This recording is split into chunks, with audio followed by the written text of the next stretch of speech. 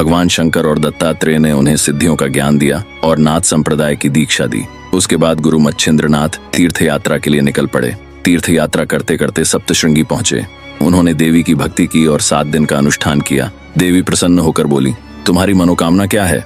मच्छिंद्रनाथ ने कहा, माता, मैं साबरी विद्या पर कविता रचना चाहता हूँ ताकि लोगों को लाभ हो। देवी ने आशीर्वाद दिया और उन्हें मार्तंड पर्वत पर ले गई। वहाँ एक विशाल वृक्ष था जिसकी शाखाओं पर अनेक देवता विराजमान थे।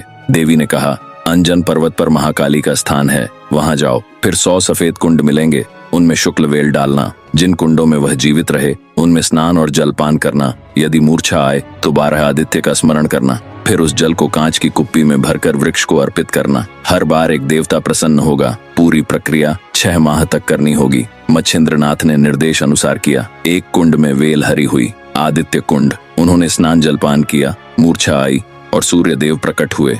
उन्होंने आशीर्वाद दिया, तुम्हारी सभी इच्छाएं पूरी होंगी। मच्छिंद्रनाथ ने 7 माह तक सभी देवताओं को प्रसन्न किया और साबरी विद्या पर ग्रंथ रचा। उसके बाद यात्रा करते करते वे बंगाल के चंद्रगिरी गांव पहुंचे और वही हुआ था मेरा जन्म विभूति के जरिए। पूर्व दिशा में जगन्नाथ और अन्य तीर्थों की यात्रा करते हुए गुरु मच्छिंद्रनाथ सेतुबंध रामेश्वर पहुंचे। वहीं समुद्र किनारे मारुति अर्थात हनुमान जी स्नान कर रहे थे। तभी तेज वर्षा होने लगी। बारिश से बचने के लिए मारुति जी ने तात्कालिक रूप से बड़ी चट्टानों को खोदकर एक आश्रय बनाने का प्रयास शुरू किया। ये देख मच्छिंद्रनाथ को हंसी और आश्चर्य दोनों आए। उन्होंने कहा, अरे वानर, तू बड़ा मूर्ख है। अभी बारिश हो रही है और तू आश्रय बना रहा है। ये तो वैसा ही है जैसे घर में आग लगने के बाद कुआं खोदना। मारुति ने प्रत्युत्तर में पूछा, आप बहुत ज्ञानी बनते हैं, बताओ कौन है आप? मच्छिंद्रनाथ ने उत्तर दिया, मैं एक जति अर्थात योगी हूँ। लोग मुझे मच्छिंद्र कहते हैं। मारुति ने चुटकी ली, अब तक तो हम केवल हनुमान जति के बारे में जानते थे और तू एक नया ही जति बनकर आ गया। मारुति ने आगे कहा, मैं कुछ समय हनुमान के समीप रहा हूँ,